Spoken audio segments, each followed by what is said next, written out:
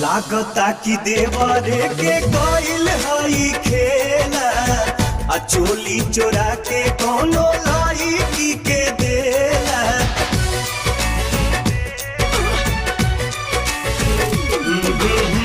लागता कि देवरे के कोइल हई खेला चोली चोरा के कोनो लड़की